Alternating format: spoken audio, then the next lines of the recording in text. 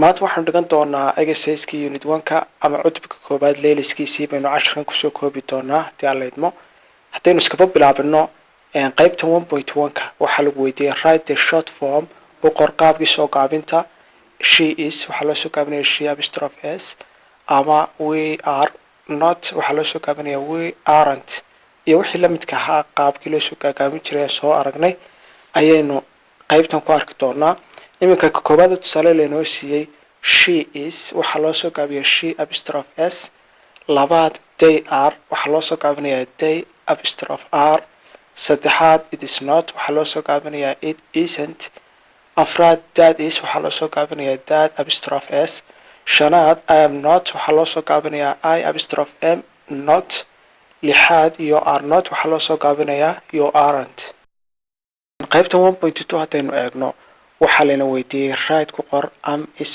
or are saddexda ficilaabayaan soo aragnay am iyo is iyo a hadba kii ku habboon meeshu ku habboon u leeyahay baynu gelinaynaa iminka koobaad baa tusaale laynoo siiyey the weather cimiladu is nice today maanta way wanaagsan tahay markaa the weather maxay ka timi the weather it bay ka timi oo waxaan naf lahayn itna ficilaaweedu is buu ahaa marka is baa halkaa laynoo geliyey labaad haddaynu eegno I aniga I ficilaaweediisu muxuu ahaa am buu ahaa marka am baa halkaa laynoo gelinayaa waxaad u akhriyaysaa I am not rich anigu ma ahi qof qaniya ama maalqabeena saddexaad haddaynu eegno this bag shantadan this bag it bay ka timi oo waxaan naf lahayn itna ficilaaweediisu is buu ahaa is bay halkaa laynoo gelaysaa marka waxaan u akhrinaynaa this bag shantadan is heavy waa culays this bags shantadahan day bay ka yimaadeen markaa dayna r buu ficilaawiyiisu ahaa waxaan u akhrinaynaa this bags shantadahan are heavy waa culays shanaad haddaynu eegno look eeg there halkaa there ficilaawiyiisu is buu ahaa saynu hore usoo aragnay markaa is baynu halkaa gelinaynaa waxaan u akhrinaynaa there is carol baa halkaa jooga lixaad haddaynu eegno my brother and I anigiyo walaalkay markaa anigiyo walaalkay dee waa we bay ka timi wina r bay qaadan jirtay ficilaawiyiisu r buu ahaa marka waxaan u akhriyaa my brother and I anigiyo walaalkay are good tennis players laacibiin tenniska ku wanaagsan baanu nahay toddobaad haddaynu eegno Emily gabadha Emily la yiraahdo she bay ka timi sheena ficilaawiyiisu is buu ahaa markaa is baad halkaa gelinaysaa waxaad u akhriyaysaa Emily is at home Emily guriga joogtaa her children carruurteedu oo day ka timi dayna r bay qaadan jirtay ficilaawiyeedu r buu ahaa marka waxaad u akhriyaysaa her children carruurteedu are at school iskuulkay joogaan sideedaad I am a taxi driver I am buu qaadan jiray marka am baad halkaa gelinaysaa waxaad u akhriyaysaa I am a taxi driver anigu darawal taxida abaan ahay my sister walaashay oo she ka timi sheena is bay qaadan jirtay is baad halkaa gelinaysaa markaa my sister is walaashayna a nurse waa kalkaaliso qaybta 1.3 haddaynu eegno complete the sentences sentersida buuxi baa lagu yiri koobaad haddaynu eegno tusaale laynoo siiyey Steve is ill Steve waa uu bukaa he is in bed isagu sariirtu jiifaa marka Steve magaciyaalkiisu muxuu noqonayaa wuxuu noqonayaa he is isagu marka he is baa halkaa laynoo gelaya labaad haddaynu eegno I am not hungry anigu ma gaajoonayo but laakiin thirsty waan harraadanahay anigu waan harraadanahay marka halkaa I am baa ii gelaya I am thirsty anigu waan harraadanahay saddexaad haddaynu eegno Mr. Thomas is a very old man Mr. Thomas waa nin aad u da-ah isagu Mr. Thomas magaciyaalkiisu wuxuu noqonayaa isagu oo he is ah he is buu halkaa inoo gelaya he is 98 isagu waa 98 afraad haddaynu eegno these chairs kuraasadan aren't beautiful maaha kuwa qurxoon but laakiin these chairs maxay noqonayaan magaciyaalkoodu they are bay noqonayaan marka they are baa halkaa inoo gelaya they are comfortable waa kuwa lagu nasto oo raaxo leh shanaad haddaynu eegno the weather is nice today cimiladu maanta waa wanaagsan tahay the weather magaciyaalkeedu muxuu noqonayaa it is maadaama wax nafle aanu ahayn marka halkan it is baa inoo gelaya it is warm and sunny waa mid kulul oo qorax iyo cadceed leh lixaad haddaynu eegno late xilli dambe no may I am not anigu mayhi I am early anigu xilli hore ayaan socdaa marka qof baa ku su'aalay oo ku yiri late baa tahay qof xilli dambe yimi waa tan diidmada ay ka dambayso no I am not diidmada muujinayso marka qofka ku su'aalay you are buu ku yiri you are late adigu habsan baa tahay marka you are baalka inoo goreeya. toddobaad haddaynu eegno Catherine isn't at home. Catherine ma joogto guriga. At work shaqaday ku maqantay, iyadu shaqaday ku maqantay. Catherine magacyaalkeedu waa she is, halkaa she is baa inoo goreeya. She is at work, iyadu shaqaday ku maqantahay. sideedaad haddaynu eegno your coat, kootkaaga. Oh, thank you very much, aad baad mahadsantahay.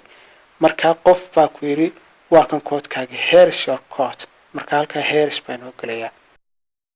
qaybta 1.4 waxaa lagu weydiiyey look at Lisa sentences, eeg sentenceda Lisa in 1A. now write qor sentences about yourself, sentence ku saabsan naftaada. sentenceadii gabadha Lisa la yiraahdaa aynu kusoo aragnay unit 1ka ay nafteeda kaga hadlaysay ayuu casharkan quseeyaa. marka imika koobaad haddaynu eegno name, magacaagaad markaa aad ka waramaysaa.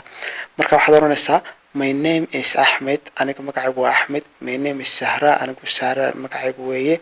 my name is Fadumo, my name is Gele. hadba magacaagu wuxuu yahay baad halkaa inoo geyn doontaa. labaad from, halkaad ka timi baad kaga sheekeyn doontaa.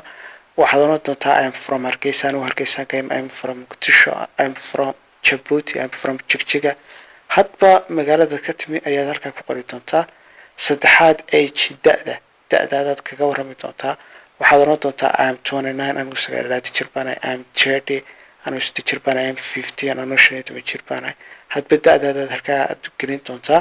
afraad job, shaqada waxaad ka shaqaysad halkan gelin doontaa. I am a student, anigu arday baan ahay. I am a teacher, anigu macallin baan ahay. I am a doctor, I am an engineer. hadba waxaad ka shaqaysad halkaa gelinaysaa. shanaad favorite color or colors, kalarkaad jeceshahay ama kaladhadaad jeceshahay baad halkan gelin doontaa. waxaad oran doontaa my favorite color is red, kalarkan jecel waa casaan. my favorite color is black, waa madow. kalarkan jecel my favorite color is yellow. hadba kalarkaad jeceshahay ka gelin doontaa. lixaad interested in, waxaad xiiseyso. I am interested in football, anigu kubadda cagtan xiiseeya. I am interested in sports, anigu sportskan xiiseeya. I am interested in music. waxaad xiiseyso unbaad halkaa aad gelin doontaa. qaybta 1.5 waxaa lagu weydiiyey write sentences for the picture, sawiraanta sentence u qor. use isticmaal, kelmadahan baad isticmaalaysaa. afraid cabsi, angry cadho, cold qabow ama dhaxan, hot kulayl, hungry gaajo, thirsty haraad. ka koobaad baa tusaale laynoo siiyey she is thirsty, iyadu waa haraadan tahay. sawirka koobaad haddaad eegto gabadh niyadda ku haysa koob biyo ah oo haraadsan. ka labaad laba nin oo dhaxamoonaya ayaa halkaa ku sawiran. marka waxaad oranaysaa they are cold, iyagu waa ay dhaxamoonayaan. saddexaad haddaynu eegno nin qoraxayso oo kulayl hayo, waxaan oranaynaa he is hot, isagu waa uu kululoonayaa ama kulayl baa haya. afraad nin cabsanaya oo kursi ku taagan oo mas ka cabsanaya baa halkaa inooga muuqda. marka waxaan oranaynaa he is afraid, isagu waa uu cabsanayaa. shanaad dad niyadda ku haya cunto oo gaajo hayso ayaa inooga muuqda. marka waxaan oranaynaa they are hungry, iyagu ay gaajoonayaan. lixaad haddaad eegto gabadh daaqadii laga jabiyay oo cadhaysan baa inooga muuqata. marka waxaan oranaynaa she is angry, iyadu way cadhaysan tahay. qaybta 1.6 haddaanu eegno waxaa lana weydiiyey write true sentences, sentence dhaba qor. positive ogolaansho or negative ama diidmo. use isticmaal is, isn't ama are, aren't. ka koobaad haddaynu eegno tusaale laynoo siiyey diidmadii baa laynoo soo horeysiiyey it isn't hot today, maaha maanta maalin kulul. haddii ogolaansho marka dambe laga dhigayna waxay noqonaysaa it is hot today, maanta waa maalin kulul. ta labaad haddaynu inagu ka shaqayno idaad ku bilaabaysaa, diidmo ayaanad ka dhigaysaa. waa qaybta diidmadan ku horeynaynaa. marka waxaad oranaysaa it isn't wind today, maaha maanta maalin dabayleed ama dabayli jiraan. haddaynu ogolaansho ka dhigaynana waxay noqonaysaa it is wind today, maanta waa maalin dabayli jiraan. saddexaad haddaynu eegno my hands baad ku horeynaysaa oo diidmo ah. waxaad oranaysaa my hands aren't cold, gacmahaygu maaha kuwo dhaxamoonaya. haddaad ogolaansho ka dhigaysana waxaad oranaysaa my hands are cold, gacmahaygu waa qabowsan yihiin ama way dhaxamoonayaan. afraad haddaynu eegno Brazil baad ku bilaabaysaa oo diidmo ah. waxaad oranaysaa Brazil isn't a very big city, Brazil maaha magaalo aad weyn. markaad ogolaansho ka dhigaysana waxay noqonaysaa Brazil is a very big city, waa magaalo aad weyn. shanaad haddaynu eegno diamonds baad ku bilaabaysaa oo diidmo ah. waxaad oranaysaa diamonds aren't cheap, diamond maaha mid jaban. haddaad ogolaansho ka dhigaysana waxaad oranaysaa diamonds are cheap, qiimatu way jaban tahay. Lixaad haddaynu eegno Toronto ku bilaabaysa oo diidma waxaad oranaysaa Toronto isn't in the US. Toronto kuma taalo Mareykanka. Ogolaansho markaad ka dhigaysana waxay noqonaysaa Toronto is in the US. Toronto waxay ku taalaa Mareykanka. qaybtan waxaan ina weydiiyey write true sentences sentence dhaba qor positive or negative ogolaansho ama diidmo use isticmaal I am ama I am not. Toddobaad marka casharka hore wax xidhiir la leeyahay. Toddobaad tusaale leenoo siiyey tired basic test leenoo geliyey oo ogolaansho lagu horreynaya I am tired anigu waan daalanahay. marka diidmo laga dhigay waxay noqonaysaa I am not tired anigu ma daalani. sideedaad hungry baan sentence gelinaynaa inagu ogolaanshaha ku horreynayna I am hungry anigu waan gaajoonaya. diidmo markaan ka dhiganayna I am not hungry anigu ma gaajoonayo ayay noqonaysaa.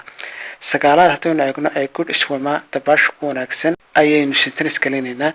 markaan ogolaanshaha ku horreynayna waxay noqonaysaa I am a good swimmer anigu dabaasha mid ku wanaagsan baan ahay. diidmo markaan ka dhiganayna I am not a good swimmer anigu dabaasha kuma wanaagsan. tobnaad haddii aynu eegno interested in football xiiseeya kubadda cagta ayaynu interest gelin doonaa. markay ogolaanshaha ka dhigan waxayna noqonaysaa I am interested in football anigu waxaan xiiseeyaa kubadda cagta. diidmo markaynu ka dhiganayna I am not interested in football anigu kubadda cagta ma xiiseeyo ayay noqonaysaa. marka insha Allah maanta casharka halkaa ayaynu joogi doonaa waa inoo iyo berri iyo unitka inoogu xiga unit 2.